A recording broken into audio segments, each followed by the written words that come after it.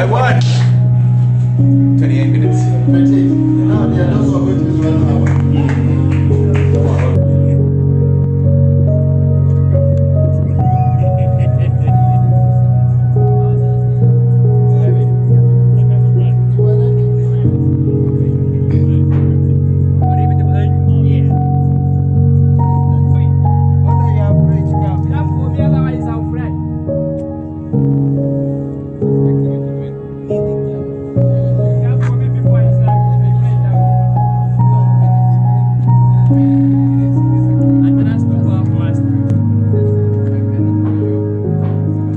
Congrats.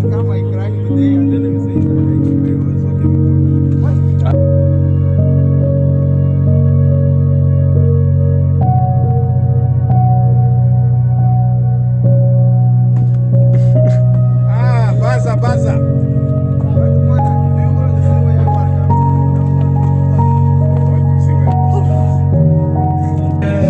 Serafe, where are you from? Where from?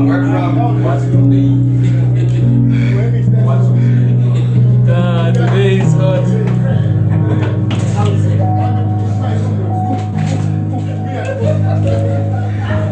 It's not a joke,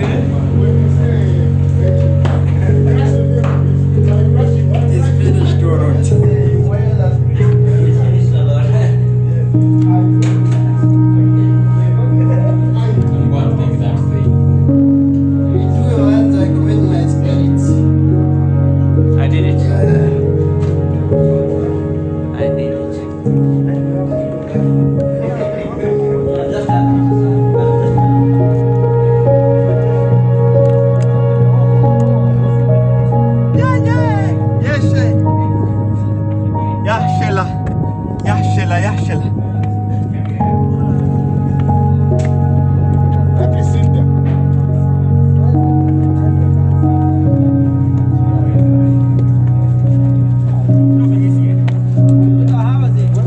No be easy, oh. No be easy.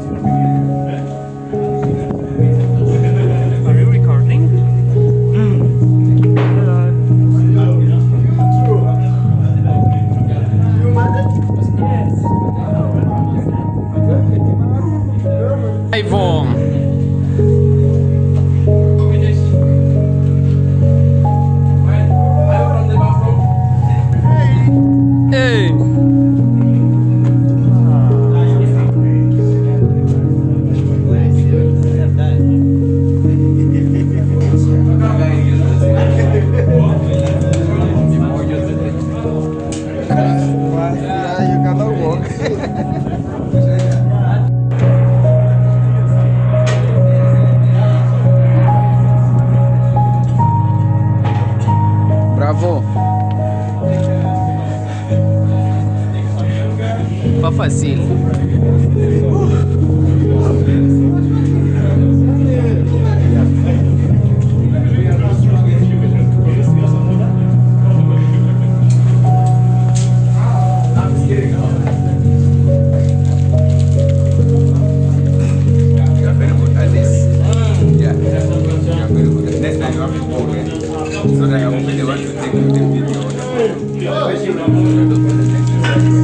How was it?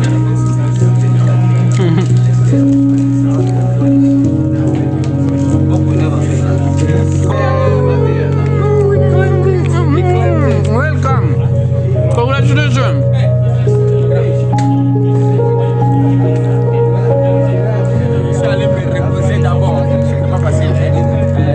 La caméra va nous filmer un peu là. Oui.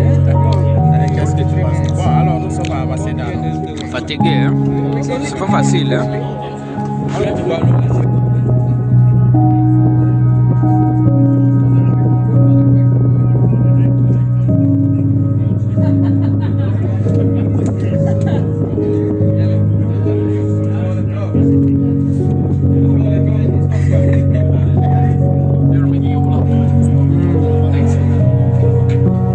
That was it.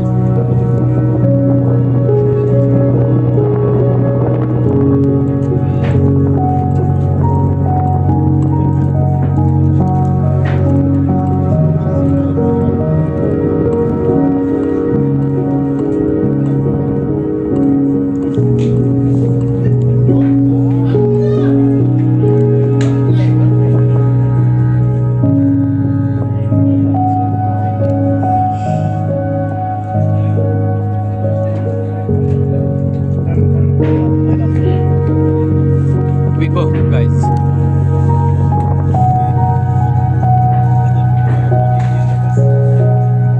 You have seen from the film, this place is a symbolic place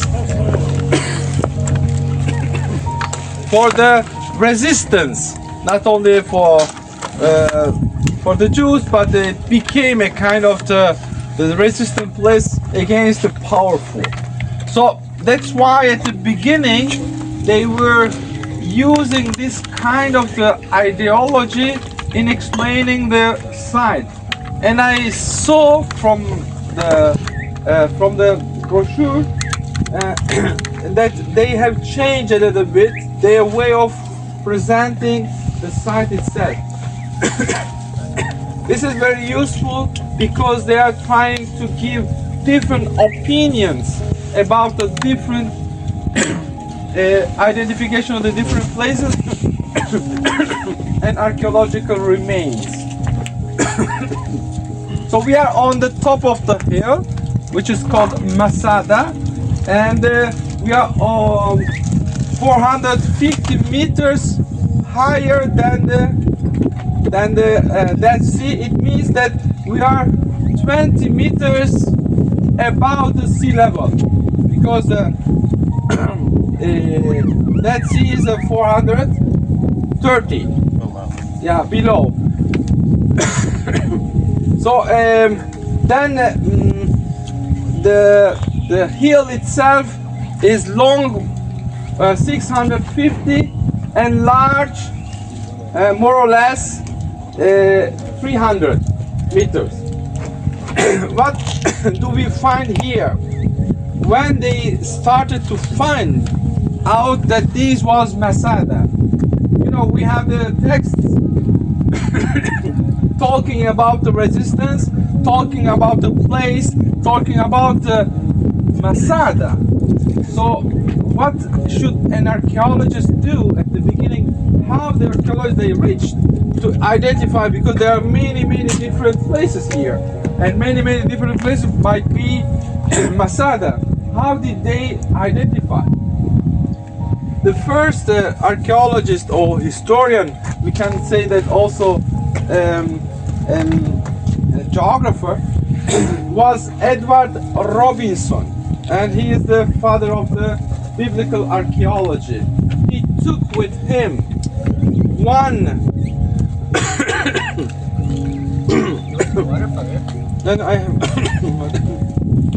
one person who was able to translate from Arabic into English, and in this way he was little by little identifying the places. And on his hand there was a book. The book is called Onomasticon.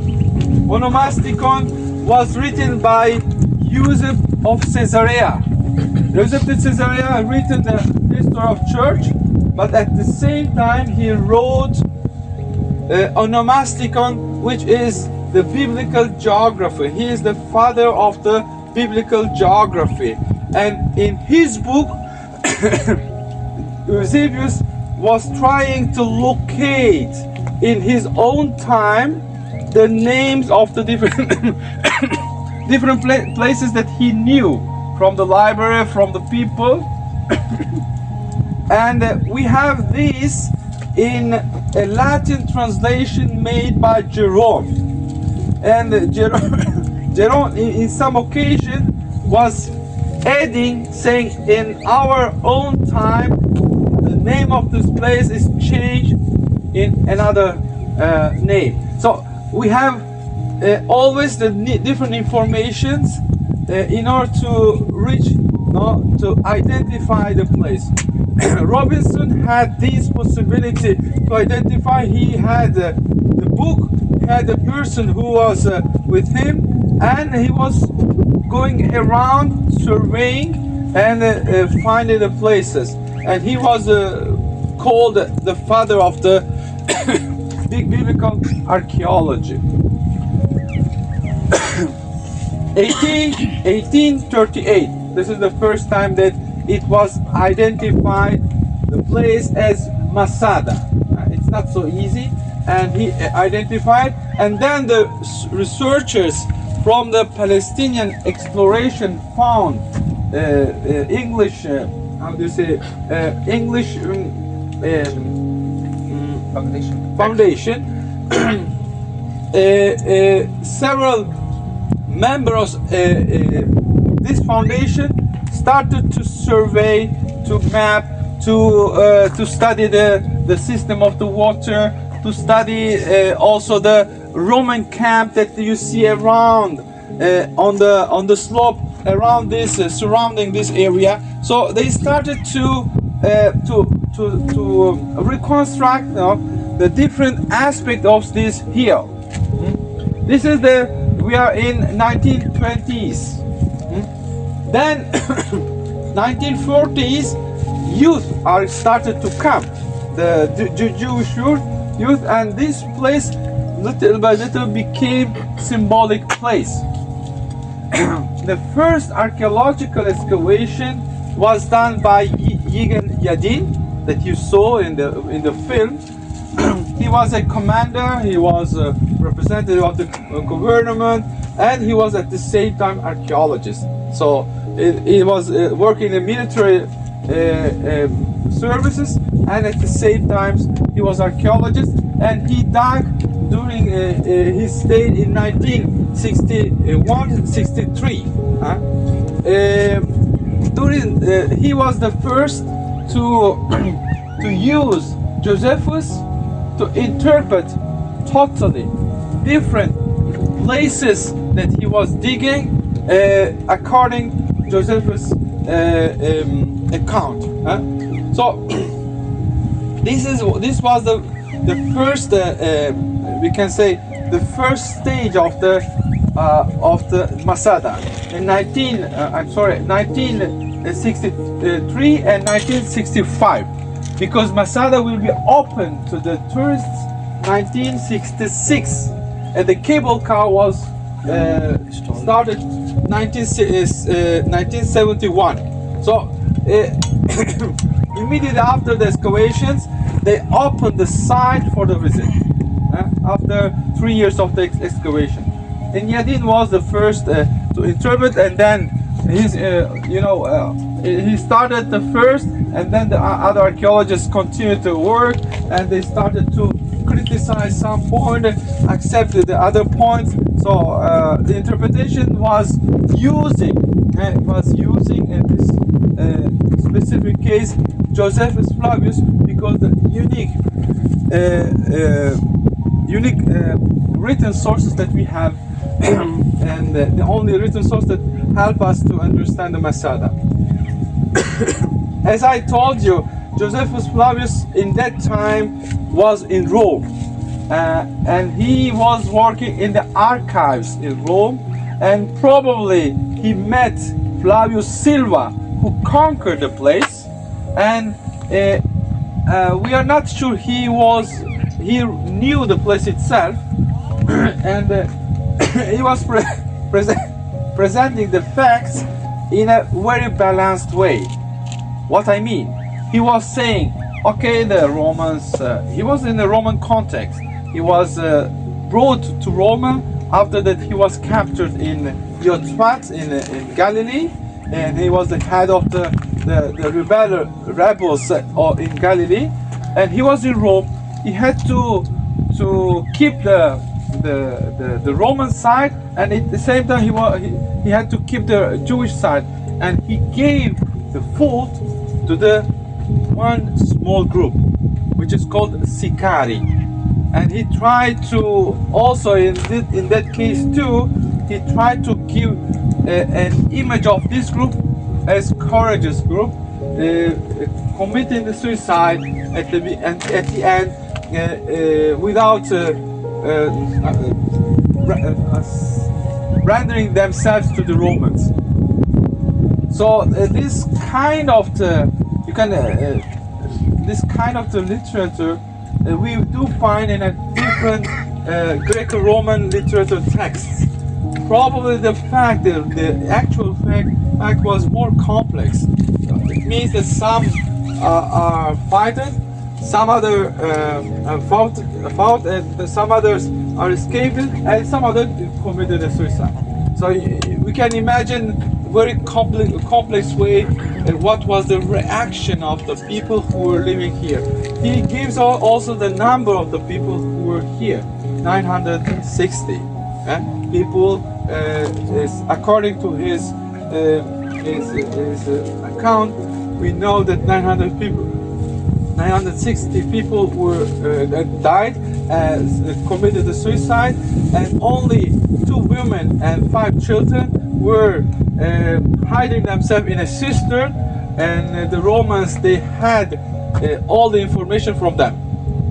You can see that he was constructing this kind of the historical fact in Rome, giving the fault to a small group which is called the Sicari, but at the same time was saving the group because the groups committed a suicide as heroes. This is we can say on the first level of the account. On a deeper level, the facts are more complicated. Probably were more complicated than what he tells us. He was using, when you are writing, you need to use the patterns. When you write a letter, you cannot write a letter and the same pattern that you are writing something else. So he was writing historical things, and he was using the historical patterns. And one of the patterns is suiciding in order to keep your identity, and probably the reality itself was a bit different. It's important to know that the historical and historian are always using the different patterns, and the reality might be something different. The reality should be found by combining together the archaeological evidence in our specific case, because we don't have any other sources, and the written sources. So this is a little bit complicated, but important to keep in your mind. So we are talking about Josephus Flavius recounting what happened here. But this was the first stage, third phase of this settlement. The first stage should be the Hasmonean. They found coins from the Hasmonean period, but still until now they didn't find anything as architecture.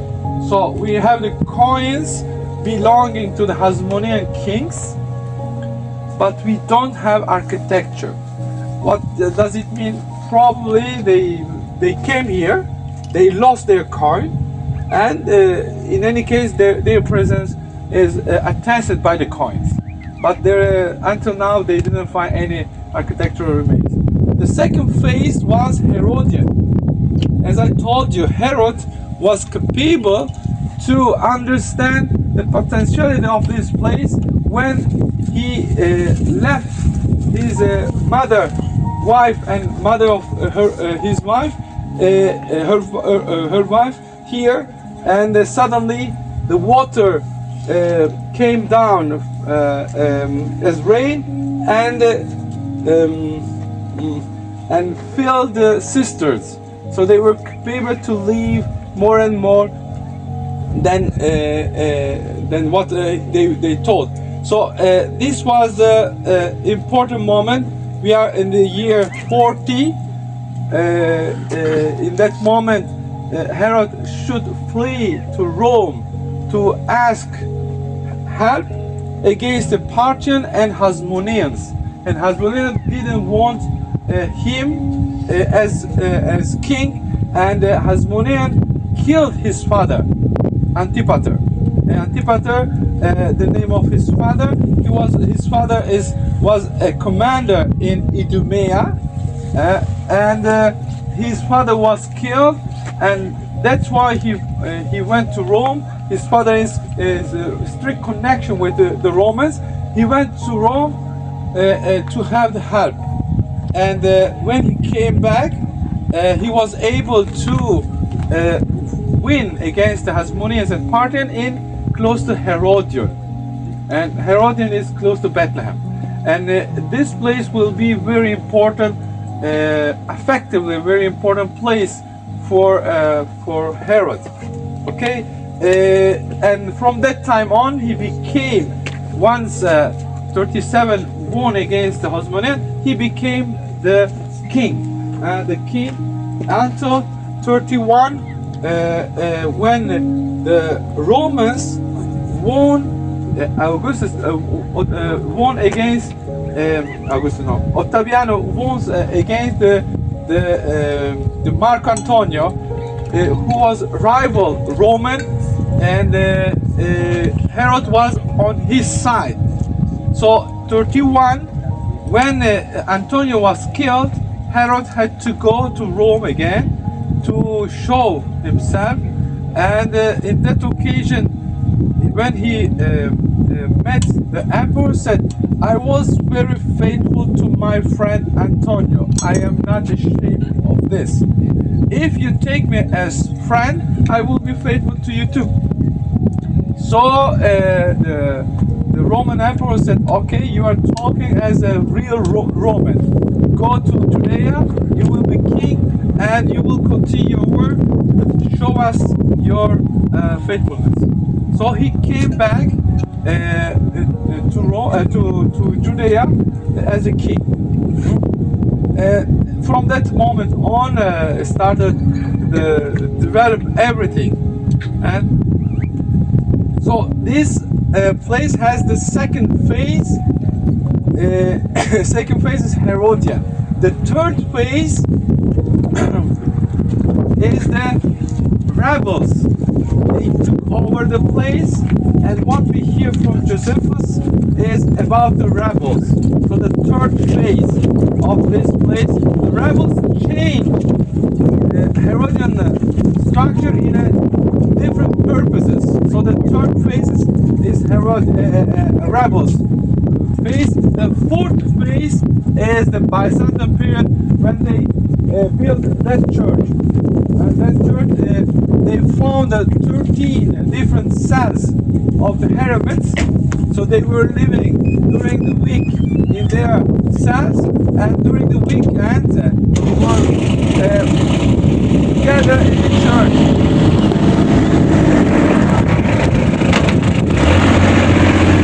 The fourth phase of the place. So the first one is Hasmonean, the second one Herodian, the third one is rebels, the fourth one is Byzantine period, and the 7th century everything will be stopped here. Nobody will be here to build anything else and to use the place itself.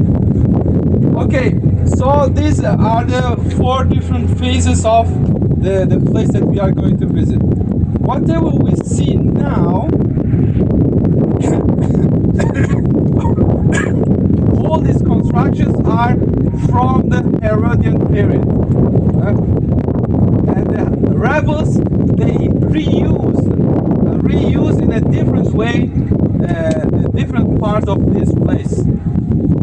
What did Herod build here? First of all, he built 3 different palaces on the northern side, 3 different palaces, and these palaces are visible on the map. On the northern side, the first palace on the upper part was used as a personal palace. The second palace for the banquet, and this third one too, in a different shape. Sorry. You should know that Herod was engineer, and he liked different kind of the geometrical patterns. And we have in these palaces different geometrical patterns. And you will find always in the Herodian constructions the use of the different geometrical patterns. You have here circular, you have the first one is semicircular, the second one the circular, and the third one is rectangular. The palaces were built, and in order to take the stones, they had a quarry here, and we will see in a minute this quarry. And the quarry became a moat. It means that it was protecting the area on the northern side, protecting the palaces. The first palace was his personal palace. It was very nicely located because he had always shadow. And the northern part was protected because he was there. And he created another palace, which is Western Palace, was used for the administration reason. So he was he was welcoming only the personal, familiar, very important people in his own palace, which is located on the northern part. And other administrative actions were made there in the Western Palace.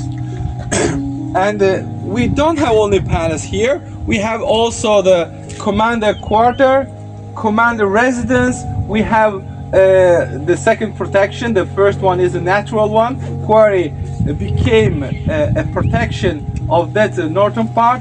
The commanders are the second one.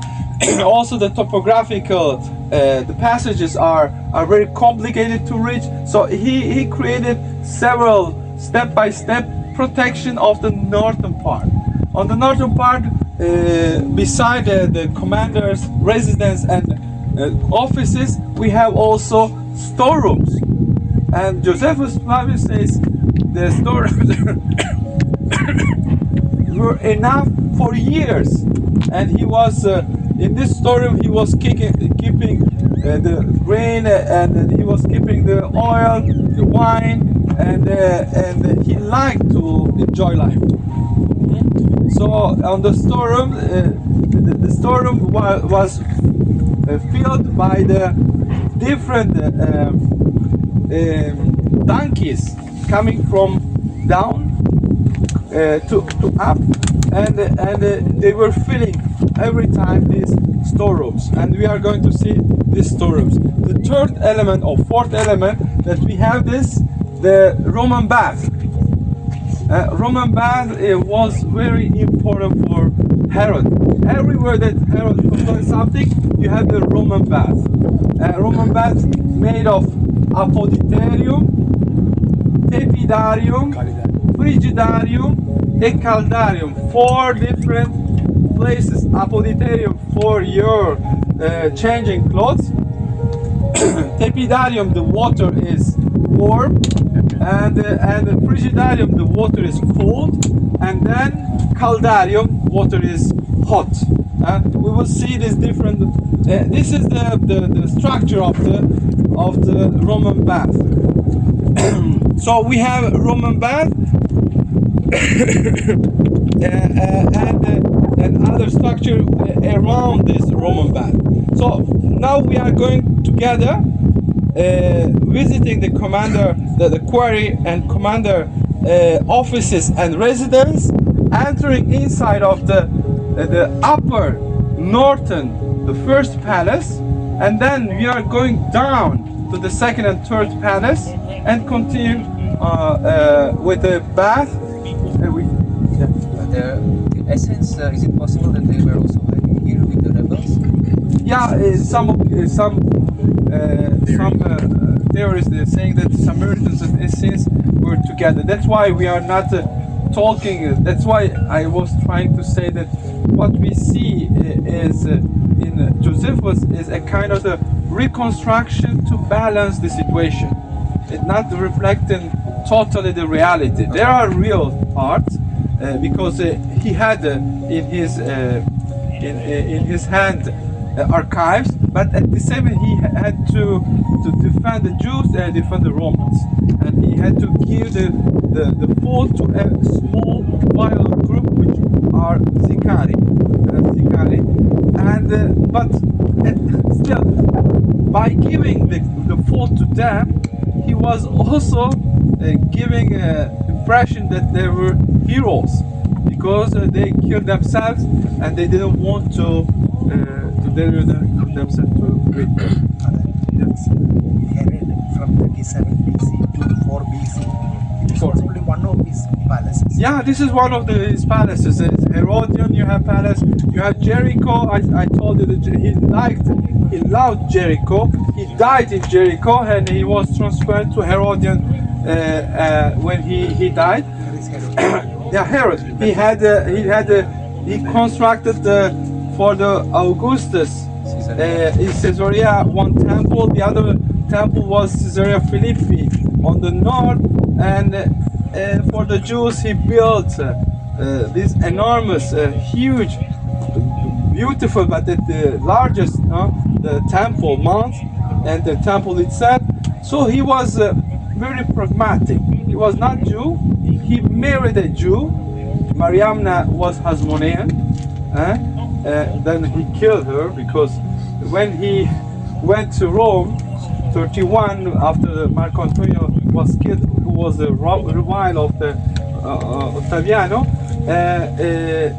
Mariamna was sure that his husband couldn't come back.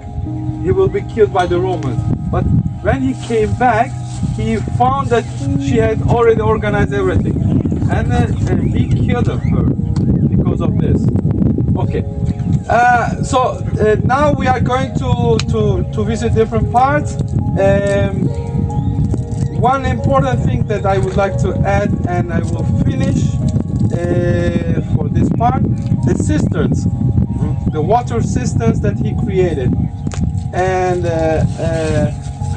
there are several huge and small cisterns around the mountain, and we will visit on the southern side. On the bottom there is huge cistern, and if you have courage we will go there and to visit it, because you will see that he was preparing everything to live here. And the second thing is pools. He had this sickness which is called psoriasis, the sickness of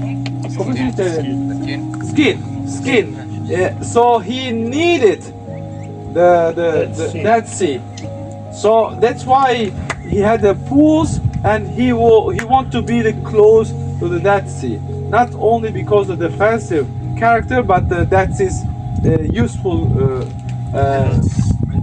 for him. Okay, so yeah. And some writings were found here? Yeah, they found one, we will see now in the synagogue, they found Ezekiel's counting of the bones rising, and this was found in Geniza. What is Geniza? Place where things are thrown when they make Yeah, Geniza, when the sacred things like the Bible pages that they don't use anymore, they were putting in a place and they were keeping honorably. And this is called Geniza. And in the synagogue they found in a place these papyrus and on scrolls on which they were written passages related to Hezekiel's vision of the bones rising again. And then they found also the book of the pages of the book of Deuteronomy and one important song of the synagogue, Sabbatic song of synagogue. Very interesting. So there are different findings, and that's why they were connecting here with Qumran. And we will talk about the Qumran. So here is a symbolic place, we can say ideologically and nationally. Qumran is symbolic place culturally and religiously because you have the scrolls with the text in Hebrew. Okay?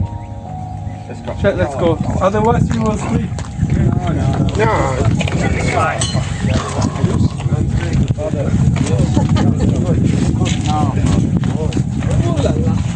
Wake up, wake up!